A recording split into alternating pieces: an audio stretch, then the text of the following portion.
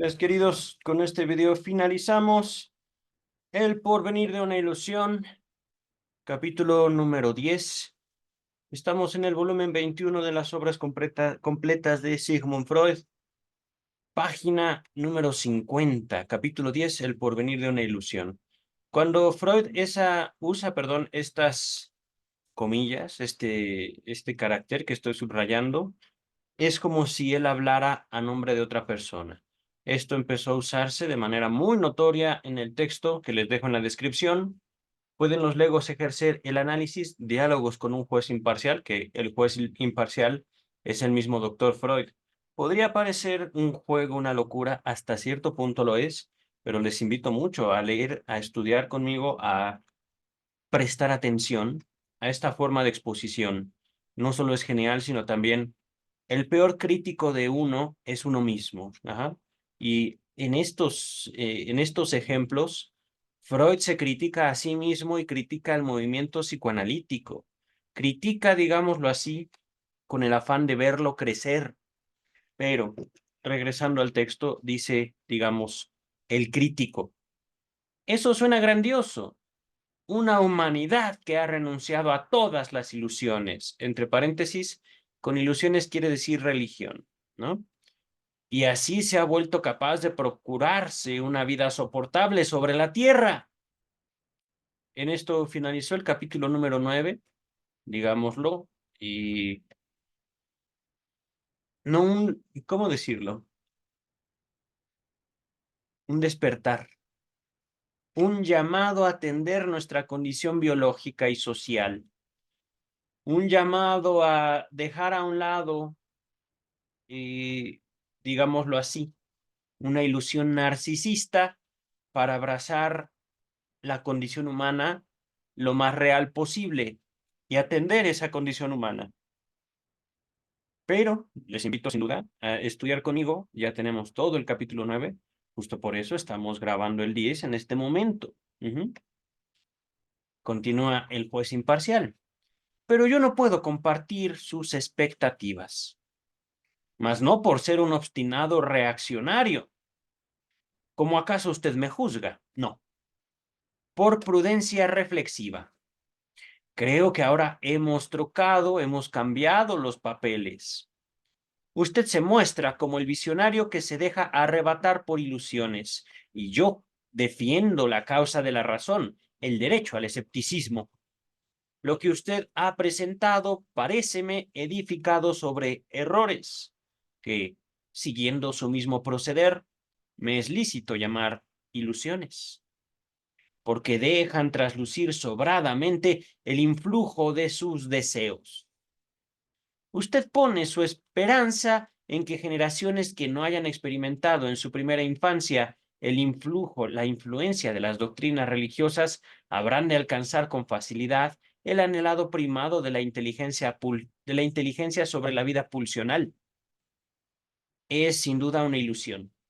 La naturaleza humana difícilmente cambiará en este punto decisivo. Si no hierro, sabemos tampoco sobre otras culturas, si no me equivoco. Hoy mismo existen pueblos que no se crían bajo la presión de un sistema religioso. Hola, doctor Freud, le hablamos desde México 2024, pero ahorita hablamos de esto, queridas, queridos. Entonces, debe haber, para 1930, año de que más o menos se escribió este texto, ya en aquellos tiempos, la religión no era tan influyente. Ajá. A pesar de lo cual no se acercan más que otros al ideal de usted. Es decir, si queremos realmente la razón, ¿por qué la razón no ha llegado a pesar de que los pueblos religiosos, entre comillas, son realmente muy pocos? Y aquí con religiosos, ¿cómo? ¿Dónde está? ¿Dónde está? Doctrinas religiosas. Debemos ser específicos. Tres, o mejor, podemos decir una rama abrámica, el judaísmo, catolicismo, cristianismo y el islam. Ajá. Freud se oponía a la religión. No. Hay que estudiar todo este texto que se enfoca mucho en el papel de la doctrina religiosa, el papel de la vida comunitaria y de la herencia cultural de generaciones pasadas. Todo el porvenir de una ilusión, le recomiendo mucho estudiarlo conmigo. Dice el texto, repito, aquí me quedé. Voy a continuar, no repetir, ¿vale? Si pretende eliminar la religión de nuestra cultura europea, solo podrá conseguirlo mediante otro sistema de doctrinas, que desde el comienzo mismo cobrará todos los caracteres psicológicos de la religión, su misma sacralidad, rigidez, intolerancia, y que para preservarse dictaría la misma prohibición de pensar. Me río, chicas y chicos, porque cuando Freud murió, no existía la Organización de las Naciones Unidas. No existía como tal la Declaración de los Derechos Humanos. Existía, digamos, y se mencionó en los capítulos pasados, una aproximación después de la Revolución Francesa. Creo que eran los derechos del ciudadano, creo, no estoy seguro. Aquí podría cambiar un poquito el título, pero es más o menos como los abuelitos de los derechos humanos. Y me río porque es justo esto, un empeño de religión, aunque no hay ningún Dios, aunque se avalan todas las religiones en los derechos humanos como una forma de expresar la identidad cultural, familiar, regional, sí hay, digamos, como la misma sacralidad, rigidez e intolerancia. ¿Qué es un ser humano, queridas y queridos? Ustedes y yo podríamos decir, una persona cualquiera, niño, niña, adulto, anciano. Pero ¿qué tal? ¿No hay ningún criterio de excepción para los derechos humanos? ¿Qué tal si nosotros, en nuestro trato cotidiano, de repente nuestro vecino resulta ser el peor asesino de la historia de nuestra sociedad? Mexicana, argentina, colombiana, donde ustedes gusten y manden. Ese sujeto mataba niños, los despedazaba, se los comía, les arrancaba las manitas a mordidas, en medio de tremendos sufrimientos. ¿Él también sería un ser humano? Sí, ¿no? Sacralidad. Todos somos seres humanos. Rigidez, intolerancia a la variación, justamente. Pero, digámoslo así, la misma limitación, los derechos humanos, que las doctrinas religiosas. Voy a dejar mi comentario hasta aquí. Sigo escribiendo la relación entre religión, política, gobierno, porque no es una relación directa, queridas y queridos. Ahorita lo estoy exponiendo así. Se trata de al menos considerar las excepciones en el discurso. Es decir, yo soy ser humano hasta que cruzo cierto límite. Cuando hablo de discurso, me refiero a leyes. Los derechos humanos es una forma de discurso que busca acaparar todo. Toda la humanidad, valga la redundancia, valga la comparación, toda la humanidad bajo la categoría de ser humano, de derechos, justo para otorgarle esos derechos como una forma de dignidad. Pero no hay excepciones. No hay un hasta aquí, más allá no te protejo. Cosa que ocurre con padres que aman, con padres que han despertado a la realidad de la vida, de la sociedad humana y de su propia identidad. Pero regreso al texto, ¿vale? Esto lo voy a repetir porque me ha parecido importante. Si pretende, y esto lo está hablando el crítico, es Freud, pero como si no fuera Freud. Ajá. Si pretende eliminar la religión de nuestra cultura europea, solo podrá conseguirlo mediante otro sistema de doctrinas que desde el comienzo mismo cobraría todos los caracteres psicológicos de la religión, su misma sacralidad, rigidez, intolerancia, y que para preservarse dictaría la misma prohibición de pensar. Usted no puede prescindir de algo así para cumplir con los requisitos de la educación. Ahora bien, a esta no puede renunciar. El camino que va del lactante, del niño en brazos, el niño, la niña recién nacido, recién nacida, al hombre de cultura es ancho. Demasiadas criaturas se extravían en él y no madurarían para cumplir con las tareas que les depara la vida si se las abandonara, sin guía, a su propio desarrollo. Es decir, dice Freud, la función de la educación es introducirnos en la cultura, porque si no, nos perdemos. Y aquí coincido con el doctor Freud. ¿Pero qué es cultura? La capacidad de apreciar el valor de la vida humana. Eso no es sencillo, queridas y queridos. La estoy definiendo porque me he ocupado de eso anteriormente. Creo que está en mi libro, creo. Y ahorita recuerdo haberla definido así. El valor que yo le puedo otorgar al otro. Valor que puede perder, por supuesto. Porque yo, como ser humano, puedo retirar el amor, el cariño, el respeto que le tengo a alguien. Lo puedo quitar. Y los puedo aislar al menos de mí. Yo no me voy a exponer a la influencia de todo ser humano, entre comillas. Porque a veces encontramos más humanidad en un perro que nuestros semejantes. Paradójico, ¿no creen? Vamos a ver, dice el texto. Y las doctrinas que se emplearán en su educación. Es decir, la doctrina, el adoctrinamiento como un proceso de la educación o la educación como una transmisión de doctrinas. Ajá. Estoy ahorita descomponiendo el texto para buscar aproximarnos a la idea.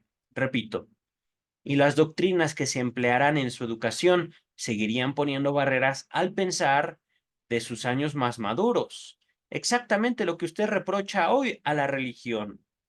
¿No se percata de que es un imborrable defecto congénito de nuestra cultura, de toda cultura, imponer al niño apasionado y de corto entendimiento unas decisiones que solo puede justificar la inteligencia ya madura del adulto? Esto es hermoso. Es decir, no resulta necesario imponer la inteligencia a través de, digámoslo así, la doctrina para burlar el apasionamiento infantil. Sin embargo, dice el crítico, es imposible evitarlo, puesto que el desarrollo secular de la humanidad, fuera de la iglesia, fuera de una religión, tiene que comprimirse en un par de años de la niñez, y solo unos poderes afectivos pueden mover al niño a dominar las tareas que se le plantean. He ahí, por tanto, las perspectivas de su, entre comillas, primado del intelecto. A ver, permítanme un segundo. Es verdad. Aquí ya parece que el crítico se adueñó del texto. Miren, continúa el crítico. No se asombre usted si me pronuncio en favor de mantener el sistema doctrinal de la religión como base de la educación y de la convivencia humana. Es un problema práctico, no una cuestión relativa al valor de la realidad.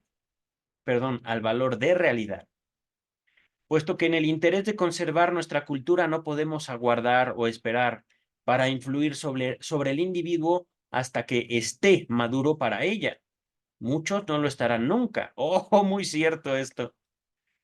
Nos vemos precisados a imponer a la criatura en crecimiento algún sistema de doctrinas destinado a obrar sobre esta criatura, como una premisa sustraída a la crítica.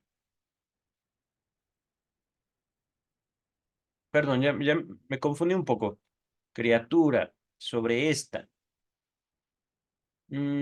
Repito, en el interés de conservar nuestra cultura, no podemos esperar para influir sobre el individuo hasta que esté maduro para la cultura. Nos vemos precisados o empujados a imponer a los niños en crecimiento algún sistema de doctrinas destinado a obrar sobre el niño, la niña en crecimiento, como una premisa sustraída a la crítica. La educación, digámoslo así, primera, infantil. Y el sistema religioso me parece mucho más, me parece con mucho el más apto para ello. Ahí coincido también. Se trata justamente de acercar a los niños a la convivencia con una sociedad más grande a través de historias. Permítame, agüita, hace mucho calor aquí en la Ciudad de México. Continuamos. Es que esto también sigue una tradición, pienso yo, desde Grecia, las fábulas. Pero vamos a continuar. Desde luego, justamente por su virtud consoladora y cumplidora de deseo, en que usted ha discernido la ilusión, teniendo en cuenta lo dificultoso que es discernir algo real y aún la duda acerca de si nos es posible hacerlo, no olvidemos que también las necesidades humanas son una parcela de la realidad. Y por cierto, una parcela importante, una parcela, un lugar, un espacio. Una parcela importante que nos toca particularmente. Continúa el crítico. Hay otra ventaja de la doctrina religiosa en una de las peculiaridades de esta que parece repugnarle especialmente a usted, doctor Freud. Permite una pudrificación. ¡Ah! Se me salió. Se me salió el lapsus. Permite una purificación y sublimación notables, en que puede eliminarse la mayor parte de lo que lleva en sí la huella del pensar primitivo e infantil. Lo que resta es un puñado de ideas que la ciencia ya no contradice y tampoco puede refutar. Estas transformaciones de la doctrina religiosa que usted ha condenado como medias tintas y compromisos hacen posible salvar el abismo entre las masas incultas y el pensador filosófico. Conservan la comunidad entre ellos, comunidad tan importante para la seguridad de la cultura. Y así no es de temer que el hombre de pueblo se entere de que los estratos superiores de la sociedad, entre comillas, ya no creen en Dios. Considero haber demostrado entonces que el empeño de usted se reduce al intento de sustituir la ilusión probada y rebosante de valor afectivo, la religión, por otra no probada e indiferente, la ciencia. Continúa Freud, le responde a su crítico. No me hallará usted inaccesible a su crítica. Sé cuán difícil es evitar ilusiones. ¿Acaso también las esperanzas que yo profeso sean de naturaleza ilusoria? Pero insisto en una diferencia. Mis ilusiones, prescindiendo de que el hecho de discrepar con ellas no importa castigo alguno, es decir, si usted no está de acuerdo con mis ilusiones, yo no soy inquisidor, pero si usted critica las ilusiones populares, puede esperar no solo la crítica, sino tal vez un castigo severísimo de los que creen. En cambio, usted me puede criticar. Lo invito a que lo haga. Mis ilusiones no son incorregibles. Yo puedo equivocarme, puedo corregir, no como las religiosas. No poseen, las mías, el carácter delirante, es decir, así es y así tiene que ser, nada más. Pero, doctor Freud, eso no es tan cierto. Hay algo aquí, queridas y queridos, algo que había notado desde la lectura de Tótem y Tabú, y algo que me llama mucho la atención de Freud. Es verdad El delirio, quien delira nunca se cuestiona. Por ejemplo, supongamos que yo tenga un delirio de persecución. Es que todo el mundo me está viendo. ¡Ah! Seguro esto lo van a ver mis jefes y me van a correr. Oye, pero estoy en mi casa y estoy tomando un vaso de agua, que por cierto, salud, es agua. Me pueden decir. Pero el que delira nunca va a dudar de lo que delira. Jamás es, digamos, como podemos comprender el delirio, ¿no? Un pensamiento, un sistema de pensamiento circular que se sostiene a sí mismo.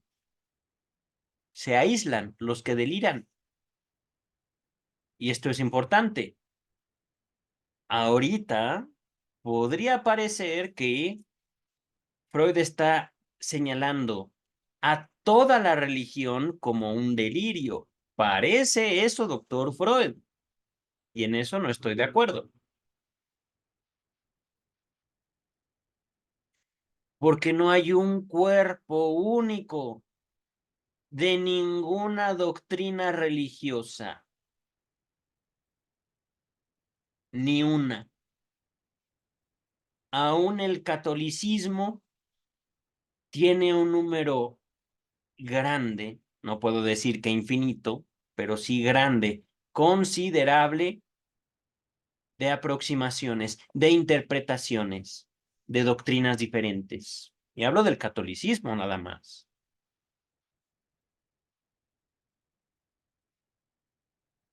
En esto, del principio estoy de acuerdo. Ok, yo puedo proponer una idea, un orden. Podemos probar ese orden, que de hecho es lo que se hace en las familias, al menos en México, ¿no? Podemos ser muy severos y decir, las cosas en mi casa se hacen así, pero es mi casa. Si tú quieres probar algo diferente, vete de mi casa. Hijo mío, hija mía, ahí está la puerta y el mundo es muy grande, pero no te garantizo tu seguridad afuera de mi casa. Mi casa, mis reglas.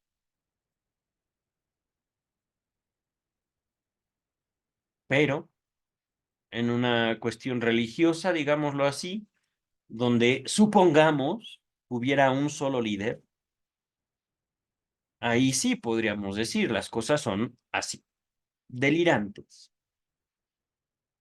Pero la misma historia del pensamiento judaico y de sus derivados, el cristianismo y el islam, demuestran que en el islam al menos hay dos grandes vertientes, al menos. No soy realmente un estudioso a profundidad del islam, como sí lo puedo decir de el pensamiento católico protestante, que justamente el pensamiento cristiano, entre comillas, ¿no? Podemos decir es un delirio hasta que, ¡pum!, aparecen disidentes, aparecen diversas manifestaciones de lo mismo. Y un delirio por sí solo no puede, digamos, sostener dos caras, al menos no en un sentido discursivo. No puedo decir, es que todos me ven y al mismo tiempo nadie me ve. Voy a dejar hasta aquí esta pequeña crítica que lo puedo resumir en los discursos o las doctrinas religiosas no se sostienen a sí mismas, requieren de intérpretes. No hay religión pura, no hay un catolicismo puro, hay aproximaciones.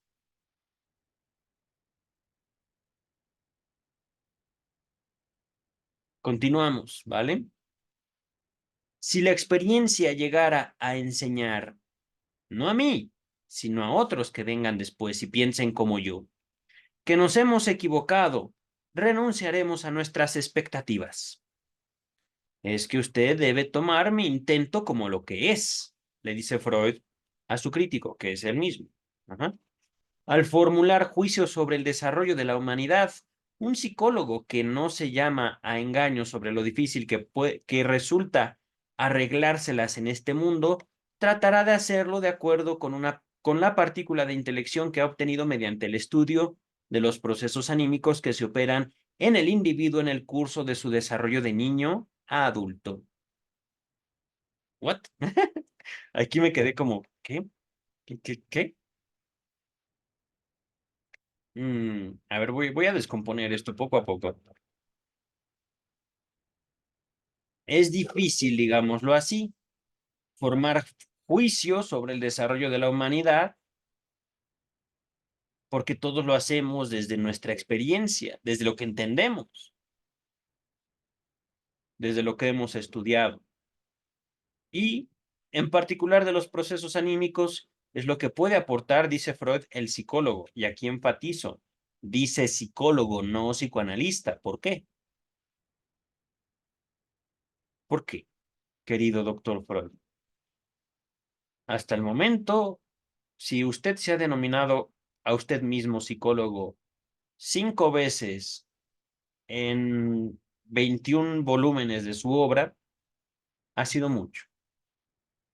Por lo general, usted se separa de la psicología. Por lo general, no en un sentido histórico, sino en su propia obra, al menos en esta traducción que estamos estudiando. Vamos a avanzar. Entonces, si es difícil ver a la humanidad en su conjunto a lo largo de la historia, ¿cómo podemos aproximarnos a esto? Los procesos anímicos que operan en el individuo en el curso de su desarrollo de niño a adulto. Es una cuestión cronológica, queridas y queridos. Esto es, digamos, lo que ha marcado mi trabajo y mi abordaje de Freud. Cuando él estaba vivo, cuando él escribió estas palabras, la neurosis existía como un cuadro clínico. Hoy ya no.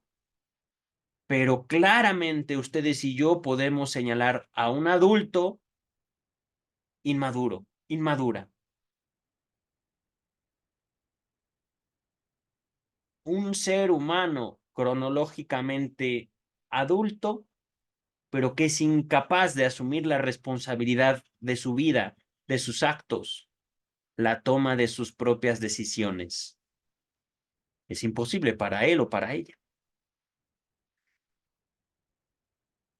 Ahí es donde se inserta la importancia histórica de la neurosis como cuadro clínico. Vamos a continuar. Así se le impone la concepción de que la religión es comparable a una neurosis de la infancia, y lo bastante optimista para suponer que la humanidad superará esa fase neurótica, como tantos niños dejan atrás con el crecimiento su parecida neurosis. Miren, me adelanté un poquito, pero aquí también hay algo, ¿no? Nuevamente, Freud aquí sí está comparando directamente la religión con la neurosis. Y dice, la neurosis puede superarse. Ay, querido doctor Freud, es que es usted un poquito tramposo, porque superar la neurosis y, ¿cómo decirlo? Es posible y no es posible. Es posible, como analista y como analizante lo digo, dejar atrás ciertas ilusiones, ciertas esperanzas, por ejemplo, de que ella me ame, de que ella me hable. Eso no va a pasar. Si la quiero, le hablaré yo, pero ¿la quiero? Estoy siendo muy personal aquí, queridas y queridos. Estoy hablando de mi vida afectiva, de lo que el psicoanálisis me regaló. ¿La quiero? No estoy tan seguro. Y puesto que dudo, puedo decir, ya no la quiero. A ella.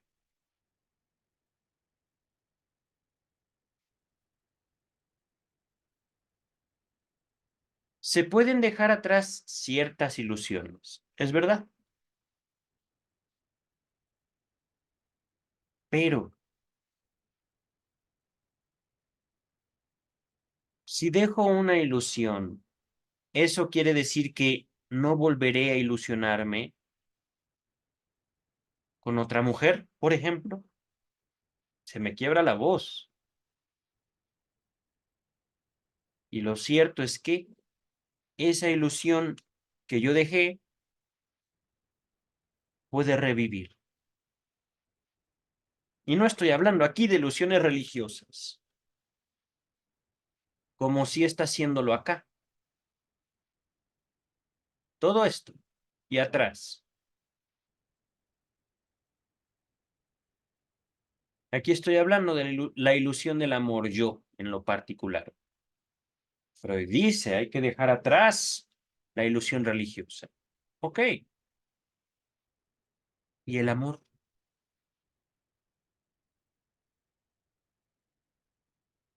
¿El amor cómo? Ahorita no entraré en detalles. Lo definiré superficialmente como la posibilidad de sentirse bien al lado de alguien, al lado, junto a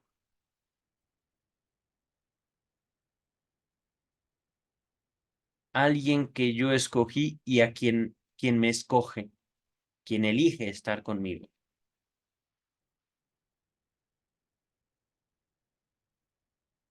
Entonces, superar esa ilusión sería conveniente, doctor Freud, dejar de buscar a un otro, porque parece que en mi tiempo, en mi generación, esa elección de no buscar a un otro es algo real. Vivir encerrados.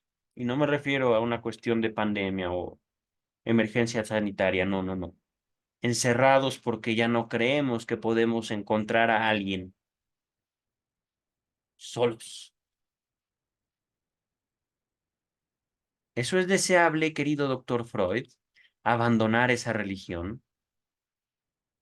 Ya no buscar un Dios, sino a mis semejantes. ¿Eso sería deseable?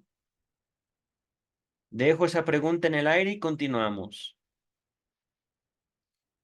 Es posible que estas intelecciones tomadas de la psicología individual sean insuficientes, injustificado transferirlas al género humano, infundado el optimismo. Le concedo a usted todas esas incertidumbres, pero es cosa corriente que uno no pueda abstenerse de decir lo que piensa, de lo cual se disculpa uno atribuyéndole más valor del que posee. Aún quiero demorarme en otros dos puntos. En primer lugar, la debilidad de mi posición no significa un refuerzo para la suya. Opino que defiende usted una causa perdida. No importa cuán a menudo insistamos, y con derecho, en que el intelecto humano es impotente en comparación con la vida pulsional, es decir, manda el corazón. Oh, sí. Hay algo notable en esa endeblez. La voz del intelecto es leve, mas no descansa hasta ser escuchada. Y al final lo consigue, tras incontables, repetidos rechazos. No sé, doctor Freud. Eso me parece que es su deseo, querido doctor Freud. Dice el texto, este es uno de los pocos puntos en que es lícito ser optimista respecto del futuro de la humanidad, pero en sí no vale poco, y aún pueden sumársele otras esperanzas. El primado del intelecto se sitúa, por cierto, en épocas futuras, muy, pero muy distantes, aunque quizá no infinitamente remotas. Y como es posible que se proponga las mismas metas, cuya realización espera usted de su Dios, a la medida humana, desde luego, hasta donde lo permita la realidad exterior la realidad. Creo que era la realidad. Esto sale en más allá del principio de placer, pero no me acuerdo qué quiere decir. Abadón, no me acuerdo. El lazo entre los seres humanos y la limitación del padecimiento. Tenemos derecho a decir que nuestro enfrentamiento es solo provisional, no es inconciliable. Nosotros esperamos lo mismo, pero usted es más impaciente, más exigente y, ¿por qué no decirlo?, más egoísta que yo y que los míos. Usted pretende que la bienaventuranza empiece enseguida tras la muerte. Le pide lo imposible y no quiere resignar la demanda de la persona individual. Nuestro Dios Auros, no sé, a ver, nota número 1. Los dioses gemelos. Ah, miren, Anaqué. Necesidad, mira, esto no estaba, no lo recuerdo en Más allá del principio de placer. Logos y Anaque, Ananque. Logos es la razón. Ananque o Ananque, la necesidad objetiva. Del autor holandés Multatuli. Con respecto a estos términos, véase mi nota al pie en el texto, el problema económico del masoquismo. Les dejo todo ese texto en la descripción del video. Ajá. Entonces, este es el logos y el otro es Ananke. Nuestro Dios, el logos, la razón, realizará de esos deseos lo que la naturaleza fuera de nosotros nos consienta, pero muy paso a paso, solo en un futuro impredecible y para nuevas criaturas humanas. No nos promete una recompensa para nosotros, que penamos, que nos duele duramente la vida. En el camino hacia ese lejano futuro, tenemos que dejar de lado las doctrinas religiosas de usted. No importa si fracasan los primeros intentos, no importa si resultan insostenibles las primeras formaciones sustitutivas. Usted sabe por qué. A la larga, nada puede oponerse a la razón y a la experiencia. Y la contradicción en que la religión se encuentra con ambas es demasiado palpable. Tampoco las ideas religiosas purificadas podrán sustraerse de ese destino, mientras pretendan salvar algo del contenido consolador de la religión. Ya, verán, queridas, queridos, es que lo voy a decir así. No es la doctrina lo que sostiene la religión. Son los intérpretes, lo dije antes, pero voy a ser más específico. Es el narcisismo humano. Me explicaré. Supongamos que solo haya un catolicismo. Ya no hay cristianismo protestante, ya no hay islam. Simplemente de hoy en adelante el mundo entero es católico. Por poner un ejemplo, pero podemos tomar cualquier otra religión y decir, hoy todos somos eso. Y repartimos libros sagrados de eso que creemos todos. No va a tardar ni una semana en que al menos la humanidad entera que acordó creer en una sola doctrina se divida en dos corrientes, dos interpretaciones del mismo texto, de la misma historia. Y esas dos interpretaciones se peleen la una con la otra. Casi se los podría afirmar, asegurar categóricamente, no es la doctrina, no es el cuerpo lo que sostiene la religión, el cuerpo doctrinal, el cuerpo de vamos a creer en esto. Es el narcisismo de los intérpretes. Yo tengo razón. No, yo tengo razón. Oye, pero es el mismo Dios. es la misma iglesia, es el mismo líder político, no me importa, él está equivocado, no, él está equivocado.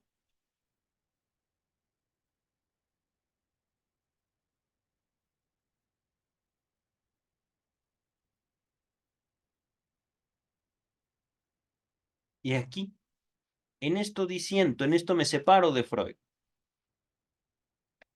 Es verdad, las doctrinas consuelan, las historias consuelan, pero la religión no se quedó como doctrina. La religión se modificó en política.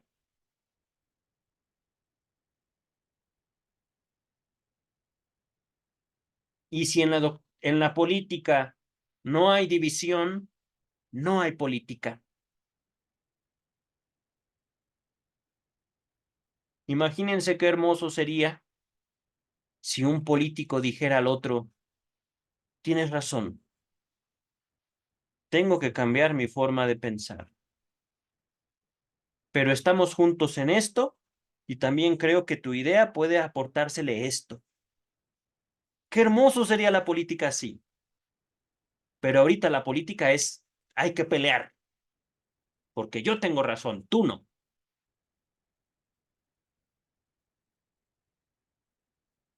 Entonces, les recuerdo, soy un teórico del Estado. Yo me dedico a llevar el psicoanálisis a la formación política. Ese es el trabajo de mi vida.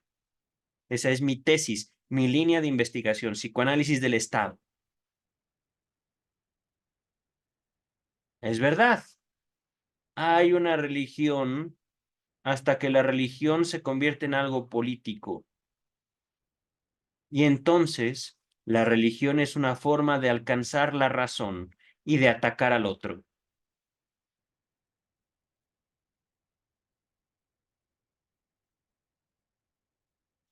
Ese es lo que yo veo que ha devenido el porvenir de una ilusión a la actualidad. Y es que me llama la atención, queridas, queridos, esto es historia. No estoy ahorita señalando a ningún político en la actualidad, ninguno. Todos son básicamente lo mismo. Yo tengo la razón, tú estás equivocado. Yo soy bueno, tú eres malo. Vengan con los buenos. Y el uno se ataca al otro. Pero es historia de la religión. Es lo que pasó justamente en la división católicos contra protestantes. Y Freud lo sabía. ¿Por qué no recurrió a eso? ¿Por qué se enfoca en atacar un consuelo que viene de una ilusión? Ese es, digamos, algo valioso del análisis, lo reconozco. Hay ilusiones que es necesario enfrentar, pero también hay dimensiones que debemos abordar de ese acto analítico. No es la doctrina la culpable de la ilusión, soy yo. No es mi amante, no es ella la culpable de que yo esté esperando que me hable. No, ella nunca tuvo la intención. Sí, te hablo. Ajá. Claro, ahora sí me vas a hablar, ¿verdad? No. Y como ya no le creo, puedo hacer otras cosas de mi tiempo. Por ejemplo, ¿no? Hablando de esperar salvación de alguien más. Dice el texto. Es cierto que si se limitan a afirmar la existencia de un ser espiritual supremo, cuyas propiedades son indefinibles y cuyos propósitos son indiscernibles, perdón, estarán a salvo del veto de la ciencia, pero sin duda las abandonará el interés de los hombres. En esto sí estoy de acuerdo, ciertamente. Y esto lo observé y lo noté en un grupo hace poco. Una, una asistente de este grupo decía, es que Dios es la solución. Sí, pero ¿cómo creer? Es que hay que creer. ¿Pero cómo? Pues así como. Bueno, no sé. Es que no hay, digamos, un sustento más allá del de la literalidad. Creer es creer y punto. Pero como creer es un verbo cuya acción no aterriza en algo concreto, como por ejemplo tomar un vasito de agua, salud, yo podría demostrar mi creencia en lo que ustedes quieran, prendiéndome fuego, inmolándome. Yo podría demostrar mi creencia, cosa que pasa en México con algunas sectas. Tenga, pastor, como yo creo, le regalo las llaves de mi coche, tenga usted. Muy bien, has creído, ahora tengo las llaves de tu coche. Dame también las escrituras de tu casa. Ay, no creo tanto. Bueno, ya, tenga usted las escrituras de mi casa, pastor, porque yo creo. Bueno, vean ustedes, busquen, investiguen sobre la luz del mundo, una secta que nace en México, una secta cristiana que nace en México, la luz del mundo. Y no solo ya tienes las llaves de mi coche, ya tienes las escrituras de mi casa, ahora entrégame a tu hija, decía el pastor.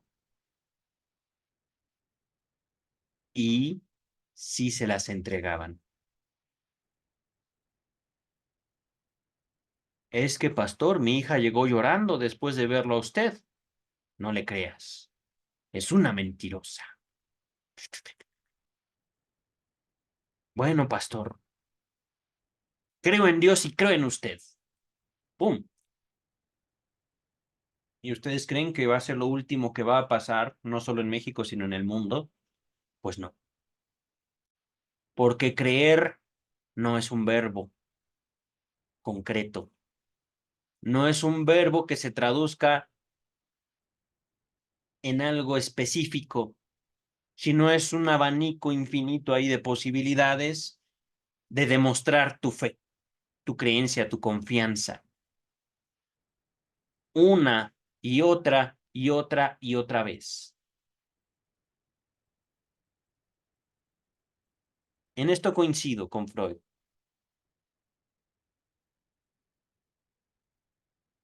Afirmar la existencia. Ok, digamos que sí. Y luego, bueno, es que allá está, arriba. Pero, ¿y aquí qué vamos a comer?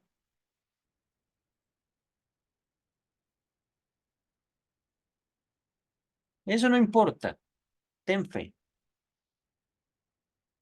Podría yo tener fe, pero mis hijos tienen hambre.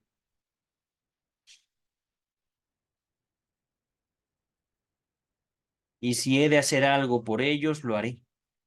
Por ejemplo, de hecho yo no tengo hijos, pero hablo en nombre de la necesidad de alguien que no puede hacer nada por él, por ella, los niños más pequeños, claro está, los recién nacidos, y aquellos que se están, digamos, formando todavía como seres humanos. Dice el texto, en segundo lugar, advierta usted la diferencia entre su conducta y la mía frente a la ilusión. Usted se ve obligado a defender con todas sus fuerzas su ilusión religiosa. Si ella pierde valor, y está en verdad bastante amenazada, el mundo de usted se arruinaría. No le resta más que desesperar de todo, de la cultura y del fruto de la humanidad. Libre estoy, libres estamos nosotros de esa fragilidad, como estamos dispuestos a renunciar de buena parte de nuestros deseos infantiles. Tampoco le creo, doctor Freud. Podemos renunciar, podemos soportar que algunas de nuestras expectativas demuestren ser ilusiones.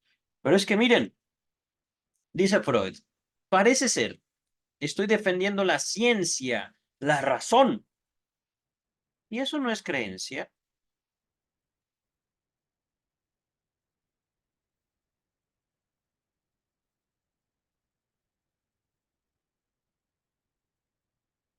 Afirmar que eventualmente la razón triunfará, ¿no es también una ilusión?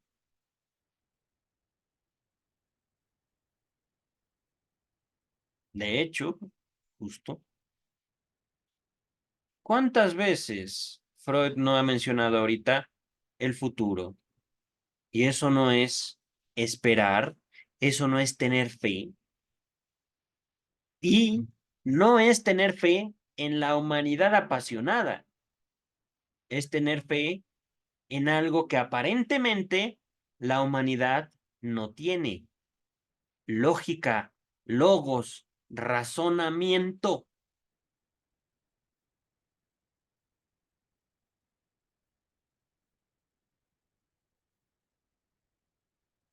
Vamos a continuar. A esto me refiero.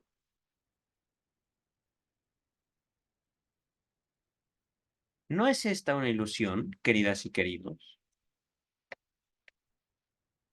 Ok, estoy libre de esa fragilidad, pero no de toda, porque esperar no en la humanidad, sino en la razón, también es una forma de esperanza. ¿Me explico? Ahorita les comento cómo he llegado a una solución de esto.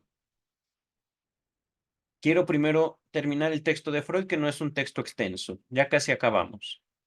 Como estamos dispuestos a renunciar a buena parte de nuestros deseos infantiles, podemos soportar que algunas de nuestras expectativas demuestren ser ilusiones. Y a esto les decía, a esto cuestiono a Freud. Ok, yo ya no creo en Dios, pero creo en ella, en esa mujer que me sonríe y me dice, bienvenido. ¿Es mi ilusión infantil? Sí, claro, claro que sí. Y la acepto como tal. ¿Podría yo entregarme a esa ilusión mía? Ya no es un dios, ya no es la razón, es una bella mujer. Y no deja de ser una ilusión. ¿O qué tal? Un amigo, mi hermano, ¿cómo estás? Te quiero mucho, esta es tu casa. Y de repente no me contesta, es que ya le entregué miles y miles de pesos. Me pidió un préstamo, no me contesta. Ya no sé qué pensar. Me siento traicionado. No es la amistad, el amor. No es nuestra búsqueda por un otro ser humano para relacionarnos, una forma de ilusión por la cual vale la pena vivir. Y aquí ya no hay, aquí ya no hay, no estoy diciendo un Dios, ¿no? Y no he mencionado siquiera la relación con los estados. No voy a empezar ahí porque me voy a perder del texto. Continuamos, queridas, queridos. Les recuerdo, ahorita les comento cómo solucioné esto yo. Defender la ilusión. Aquí hay algo.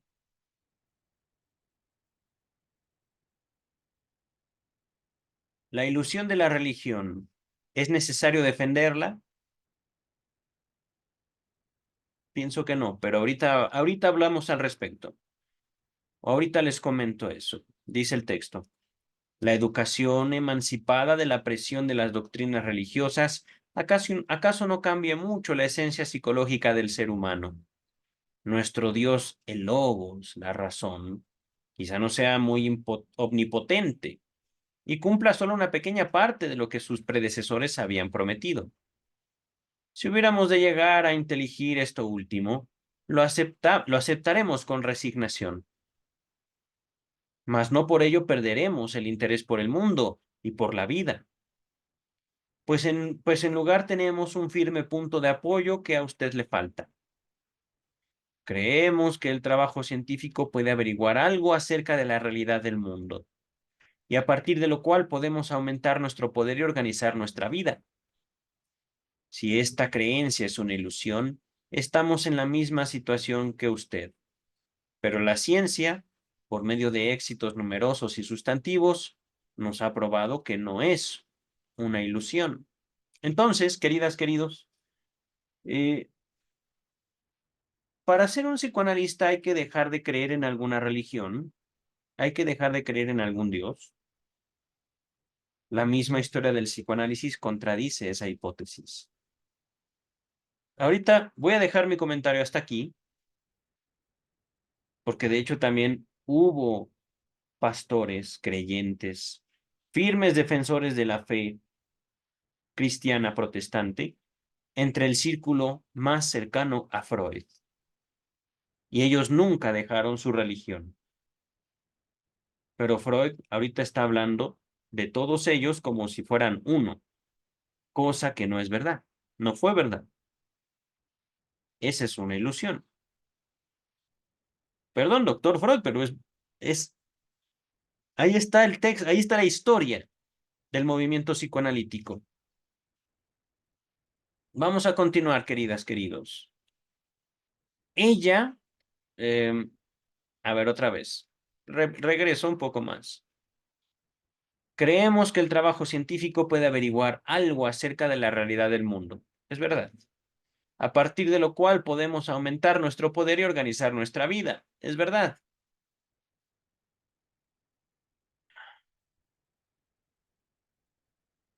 Pero no dejan de creer.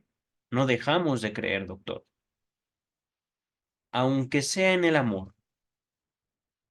Si esta creencia, dice Freud, es una ilusión, en la ciencia y en el poder. Si esta es una ilusión, estamos en la misma situación que usted. Pero la ciencia, por medio de éxitos numerosos e importantes, nos ha probado que no es una ilusión. Es verdad. También eso es verdad, hay que admitirlo. Hay cosas que son y cosas que queremos que sean, pero no son. Eso es verdad. Ella, la ciencia, tiene muchos enemigos francos y en mayor número todavía solapados, entre quienes no le pueden perdonar que despotenciara a la fe religiosa y amenazara derrocarla. Se le reprocha que nos ha enseñado muy poco y que es incomparablemente más lo que ha dejado en la oscuridad. Pero se olvida lo joven que es la ciencia, lo trabajosos que fueron sus comienzos y la pequeñez casi evanescente, finísima, casi imperceptible, del lapso transcurrido desde que el intelecto humano se erigió a la altura de sus tareas. Se levantó para atender a la ciencia, a logos. ¿No erraremos todos por fundamentar nuestros juicios en lapsos demasiado breves? Posiblemente sí, pero ese error es la vida, querido doctor Freud. Aquí les adelanté un poquito acerca de lo que yo viví y cómo yo solucioné esto. Dice el texto. Podríamos tomar el ejemplo de los geólogos. La gente se queja de la incerteza de la ciencia porque hoy proclama una ley que la próxima generación discernirá o identificará como un error y reemplazará por otra de validez igualmente efímera. Pero eso es injusto y en parte falso. Las mudanzas de las opiniones científicas son desarrollo, progreso, no ruina, querido doctor Freud. Usted ya no vivió para ver la bomba atómica. Usted no supo de Oppenheimer. Y este texto fue escrito poco antes de que se usaran conocimientos científicos para arrasar a gran parte de la población judía, un gran número de sus compatriotas.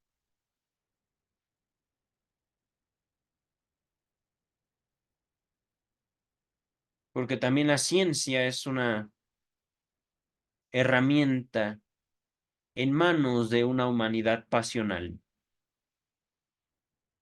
Y el logos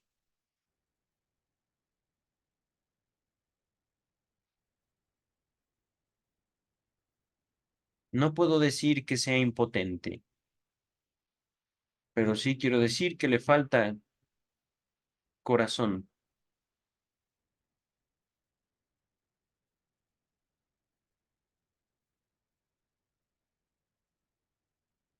Vamos a continuar, queridas, queridos.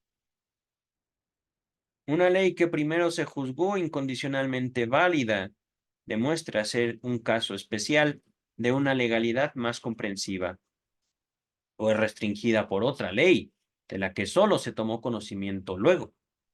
Una aproximación grosera a la verdad es sustituida por otra que se le adecúa mejor, la cual a su vez aguarda un ulterior perfeccionamiento.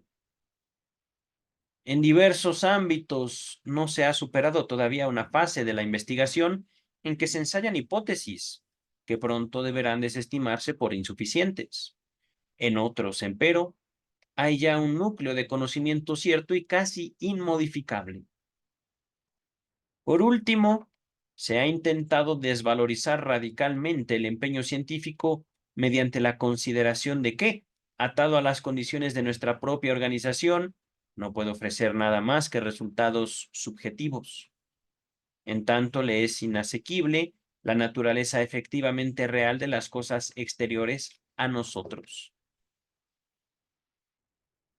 Así se omiten algunos factores que son decisivos para la concepción del trabajo científico, que nuestra organización, vale decir, nuestro aparato anímico, la mente, digámoslo así, se ha desarrollado justamente en el empeño por escudriñar el mundo exterior y por tanto tiene que haber realizado en su estructura alguna adecuación al fin, que él mismo es un componente de ese mundo que debemos explorar.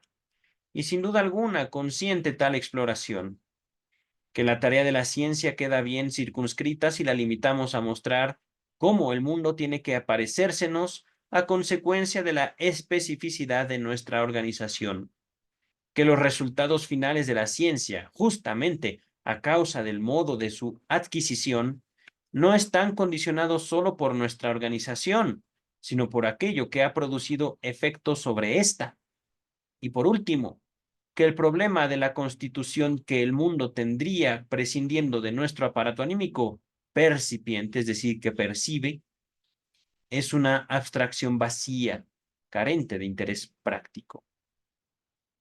No, nuestra ciencia no es una ilusión. Sí lo sería creer que podríamos obtener de otra parte lo que ella no puede darnos.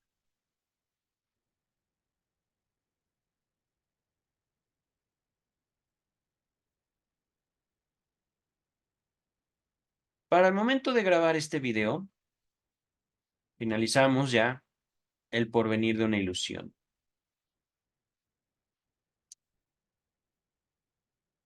Hace poco estuve conectado en tiempo real para el vigésimo, no,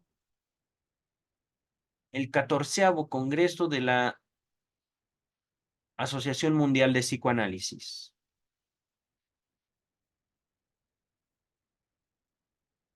Los primeros 2 días fueron de presentaciones clínicas, historiales clínicos, con diversos temas, pero puro historial clínico, puro ejemplo de una práctica analítica de diversas partes del mundo. Yo escuché de Italia, escuché de Argentina, Francia. Los 2 últimos días del Congreso fue de exposiciones plenarias, que es como un seminario corto, como una una exposición personal de un tema, una elaboración.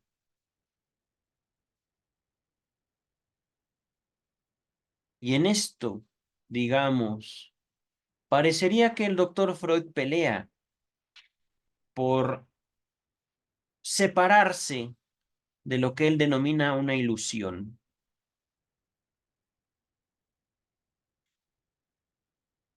Cuando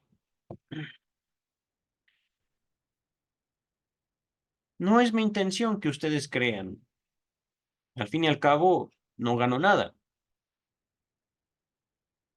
Seamos claros, la mayor parte de nuestras vidas pasará sin tener otro contacto más que estos videos. Incluso es posible que vean estos videos después de mi muerte.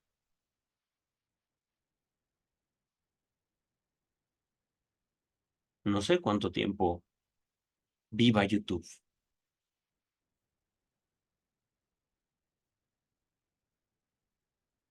En estos momentos, y esto no para defender a la religión, he puesto muchos ejemplos de cómo me parece imposible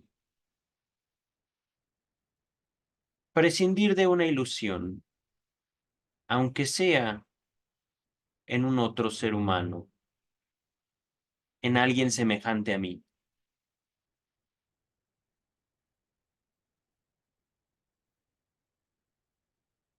La ilusión, porque la humanidad tenga un espíritu, no deja de ser ilusión. Y de que la ciencia ha sido instrumento también de nuestra ruina, es innegable también, que nos hemos levantado también, pero no gracias a la ciencia. Es una herramienta, querido doctor Freud, la ciencia, el logos, la razón.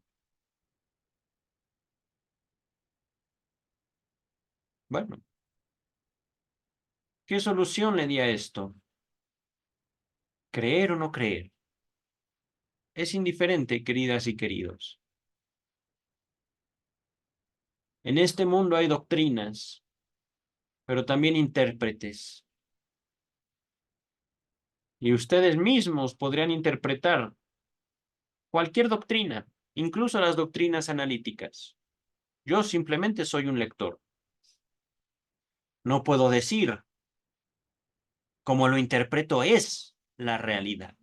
No. Un secreto que al menos yo conocía de mi propio canal. Soy solo uno. Yo no soy la verdad. Yo no vivo por ustedes, queridas y queridos. Soy solo un ser humano,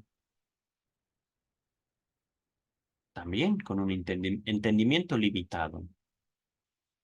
Y es que el logos, que sí lo he contemplado, nos acompaña hasta cierto punto, querido doctor Freud. Podemos decir, es un Dios que tiene a sus consentidos, entre los cuales creo que estamos usted y yo, querido doctor Freud. Pero el hecho de que, digámoslo así, le hable poquito a los creyentes, no me hace mejor que ellos.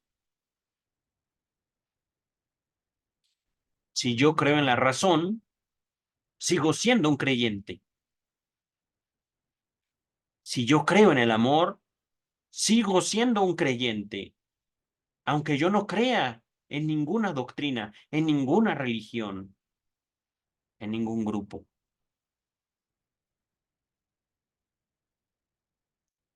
Termino asociándome con los míos, vayan o no a una religión, acudan o no a un culto, tengan doctrina o no.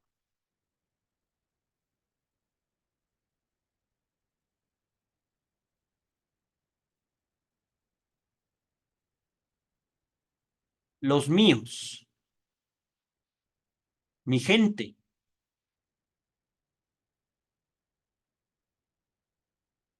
Será gente que venga y vaya conforme al tiempo.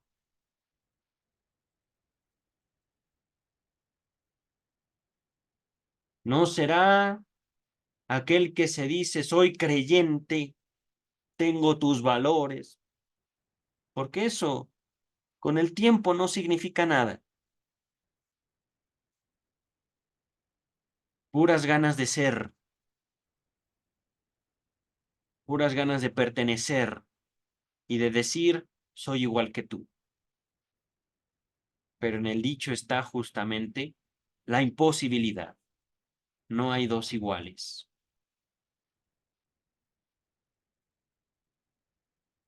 Y aquí voy a finalizar haciendo una pregunta.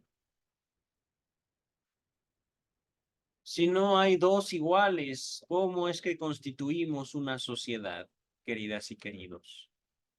¿Cómo es que se forma el lazo social donde no hay dos concepciones iguales de Dios en toda la historia de la humanidad? No sé quién diablos me habla, pero si alcanzo a contestar, qué bien. Si no, ni modo. Nos vemos para el malestar en la cultura. Gracias, doctor Freud. Bye, queridas y queridos.